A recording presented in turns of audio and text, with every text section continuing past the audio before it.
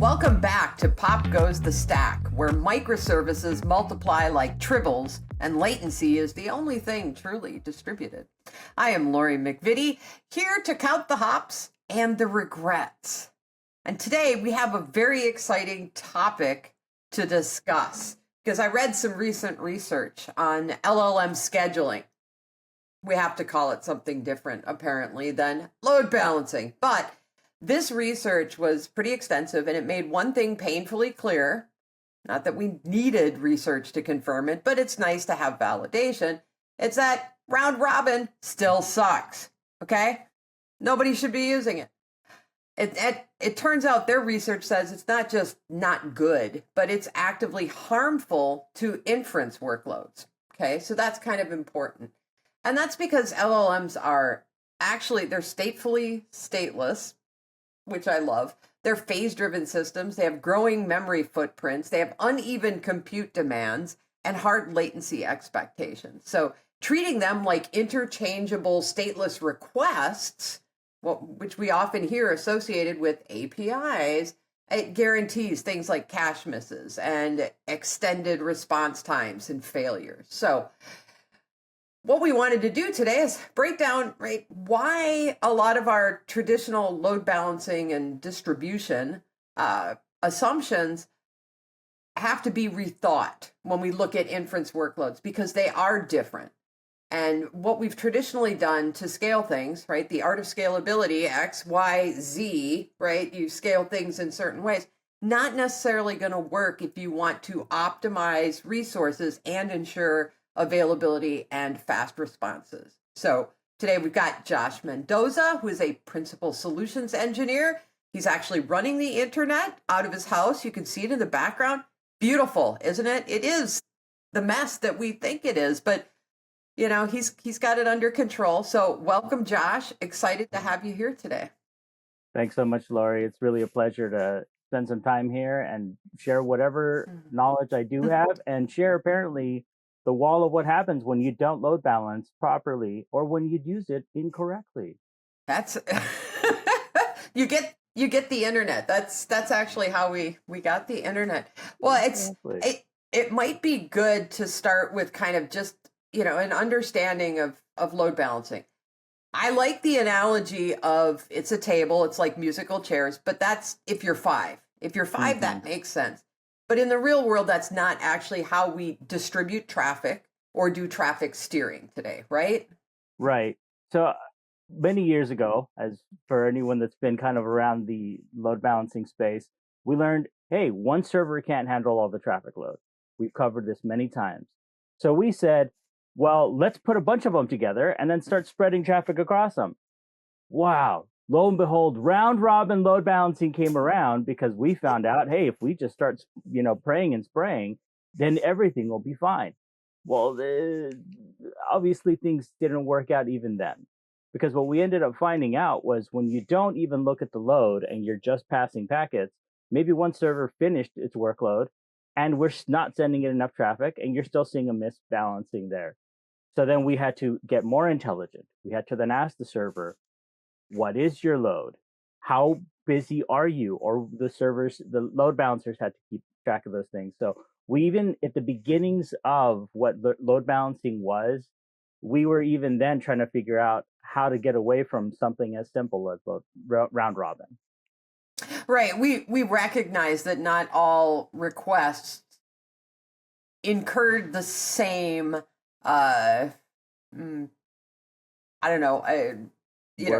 work. Yeah. Yes, that's the word I'm looking for. Thanks, Josh. See, but it didn't, right? If you ask for, I just want this, 1K image, we understand that's going to be pretty minimal. But if we're sending a request to, update a database that has a different, work profile, if you will. Exactly. And because they're different, we have to distribute traffic differently, or at least consider that when we make the decision. And what we ended up seeing, at least from my background, was we started seeing that shift even maybe 15 years ago over to now we're trying to work the workloads into what services are you actually servicing. So we started to first see what we now call like the microservices infrastructures. Those all began as things such as, what are you actually running? You saw early versions of application workload distribution to make sure, hey, now I want to separate my stack. It's not monolithic. Okay, we're getting smarter. But because this workload is very different than this other workload, well, now if they're all the same servers, if I still have a load balancer that's saying just, spraying the traffic, again, it's going to be the wrong work path. So we started to get more intelligent about what workloads can be run on which servers. And as that ended up growing, that's where we start to see. Now imagine you've got one workload here, like you mentioned, it's just I'm going to respond with images. Now I have a business service that's going to do something major, like it's actually do information transformation. And then on the other side, I've got streaming content. For example, I'm actually watching something live now. Now we're starting to get to more modern applications. Each of those is all having to be treated differently, because I can rapidly respond over here with the images or static content, but these heavy workloads, I can't just be like, oh, I'm going to move the same client to another engine or another server that has that workload, because you might lose things such as where you state, where you need to maintain awareness of the session, whatever it may be. So even as I'm discussing these things, you start to think we're pulling apart, how do we load balance? Because we need so much more information. And what we're seeing, obviously, with AI is an even further explosion of that going on. Yeah, it gets very different. I think that's why we actually moved from calling it just load balancing to things like application delivery, to traffic steering or traffic management, because we weren't just distributing load anymore. We're making decisions about where to send this work, right? We're a dispatcher almost saying, okay, it has these characteristics. We're going to dispatch this workload over here because this is the best fit. So we're actually doing matching. You see that in global load balancing, right? That's really a part of it. And I love that you said the dispatch, because that's one of the key things. If we think of someone who's doing a dispatch, say a 911 operator who's dispatching resources, they're not going to send a police officer to a burning building by himself. Because their respect to all of our law enforcement out there, they can't put a fire out with waving something at it. You're going to need a fire hose. You're going to need the right tool sets. You need the right workloads and the right people on site to handle that situation. Now, that's the same thing with load balancing. As we get into these situations, you can't just say, I'm going to send the same traffic that I would for, let's say, for example, I have a live streaming encoding service, which, for example, the one that we're on right now, the platform that you're watching through, you're watching it in higher resolutions or lower resolutions. Well, that workload to encode that video is incredibly heavy. But if all of a sudden, as I'm sending the workload there, let's say the fire is here, and I'm sending all of the work there, and I decide to move the client to a new server where it doesn't have any context, any of the video encoders, and any of the previous video frames, all of a sudden you're going to see a massive drop, because the systems, there's no way to correlate those things together. Well, the same thing ends up happening in AI services, and especially when you're talking about global distribution. When you're going to globally distribute traffic and you start sending traffic to one place, and then all of a sudden you want to move that workload somewhere else. Now, if we think about AI, when you move that workload somewhere else, the way that AI works is it has context, it has awareness, it has all of its tokens over here, all its memory, let's say, is over here, and all of that memory suddenly has to be shifted somewhere else. Well, that's a massive payload. And so there's so many things involved in that space even. And I know I'm jumping ahead a little bit into that topic, but that's what I keep thinking of, is we want to send the right resources to the right places. And when we start getting to global traffic management, you start having to understand what is running, not just what's running and what services are available, but how heavy is that compute? How heavy would it be to move if I have to move it? Because obviously there's circumstances where you must, but how do you arrange for that? So, and I'm probably, even everything I'm describing is probably like jumping all over because that's just how the internet works, you guys. So many moving pieces. So many moving pieces. Well, and I love that you used the dispatcher, right? You played on that because one of the things that AI does that makes it different is really not just about the right what's going on and the resources, but then right the caller, I mean themselves. So traditionally I send a request. That HTTP request is going to look very much the same every single time. Here's the headers, here's the thing, right? Here's some information, here's the data inside of it. It's going to be about the same. There's not a whole lot to differentiate my request to Google from yours, right? Just right. They're going to be the same. With AI, that's not true. We not only have to consider the server side, right? Where is the last, well, where's the memory, right? Where's the KV cache? Where was it last? What model is loaded, right? You can have different models loaded in different inference servers. So you got to make sure you send it to the right one. You don't want to have to sit and wait for a cold start. But then you also have to look at the actual request, because a request for, hey, summarize this document is very different from, hey, write me a treatise on load balancing. Like, these are going to incur very different amounts of work, right? One is going to be a lot quicker than I have to actually like research and generate something. So now we've got another variable that we have to also factor in when we start making decisions about where do I dispatch this particular request. And I think that's one of the things that we're missing, because most AI today is, it's an API, right? There's an API in front of it. And we say, it's just an API.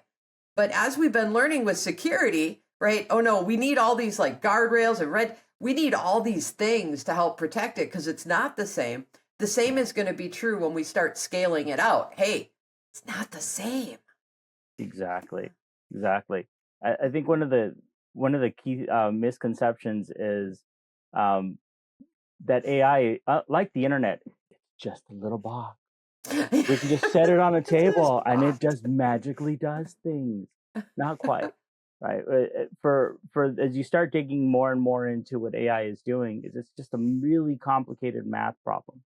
And that complicated math problem involves a lot, as you mentioned, of memory, a lot of resources to compute the next thing it's about to add.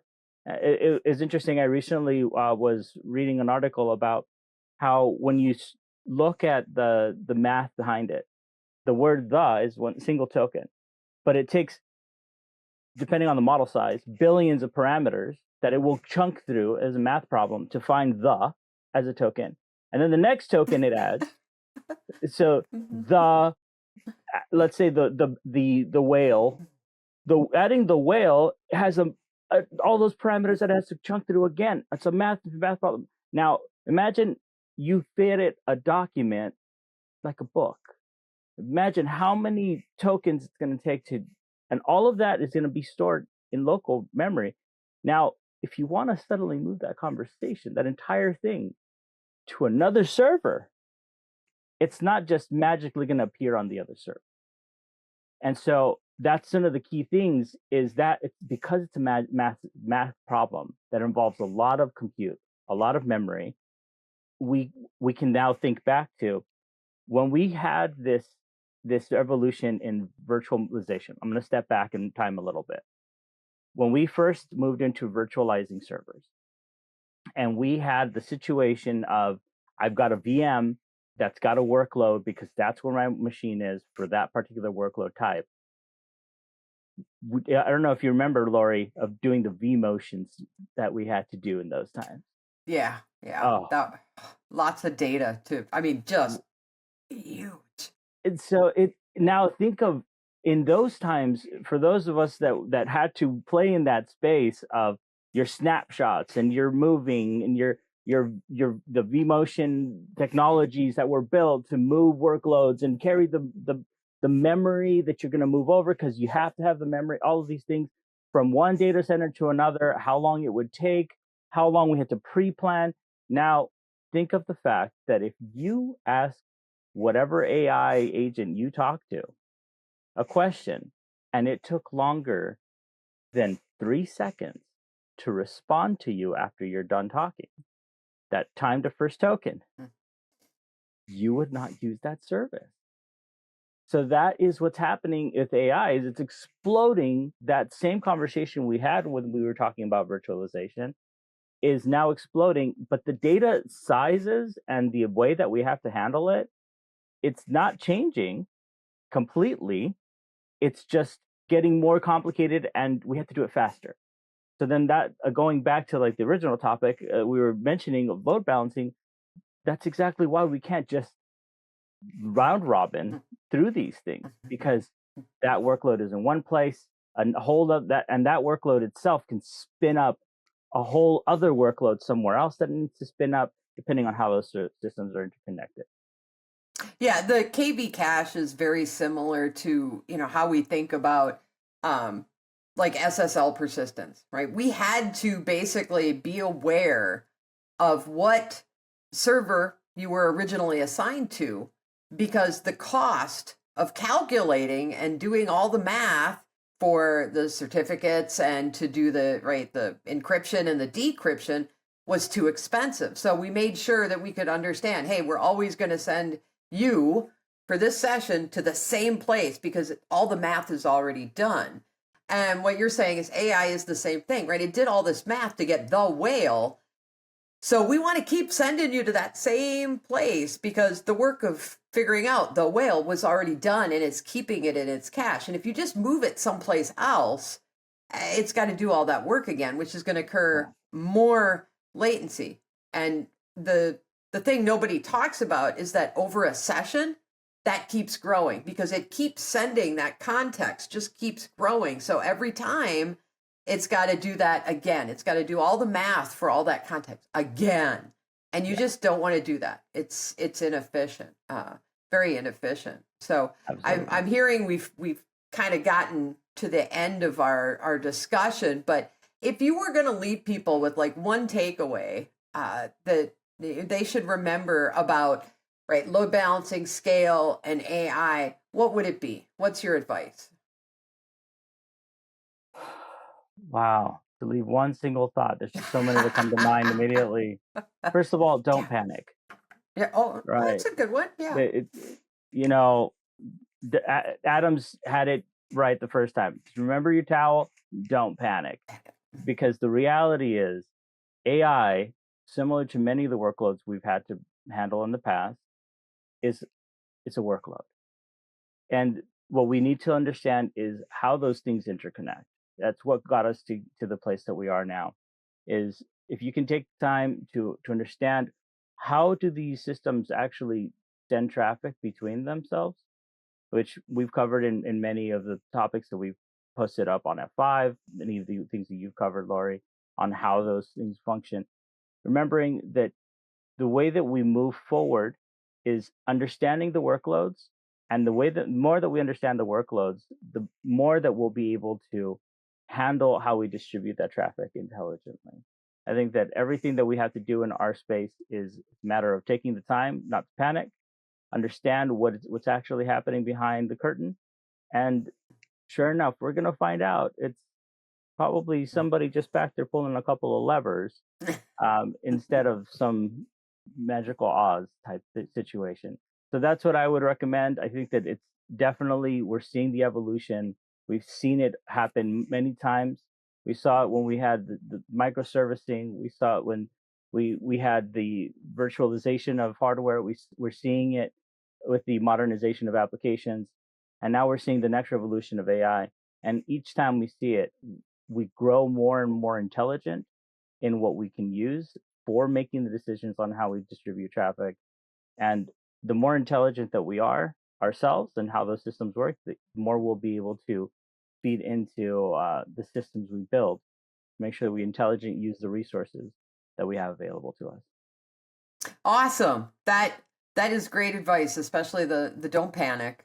And that's true, right? Each generation of applications has a, equal and opposite effect, right? On like app delivery, right? We go, oh, we need to consider this now. And then it happens. And this is also true with AI, right? The base is there and it's a very rich and robust set of different algorithms. Things exist other than round robin. Okay. And then just the core of, build your own, if you will, right? Traffic steering. So all of these things exist. It's just a matter of looking at the technology, looking at your environment and what's there and going, oh, I need to know this, and then factoring that in and bam, suddenly, right, you're very efficiently distributing traffic for AI. So it's not rocket science, it's computer science. And we've got this. So we will get there. We'll get there. So no panic. I like that. So that is a wrap for Pop Goes the Stack. Please subscribe because your next architecture diagram is going to need a legend and probably a therapist.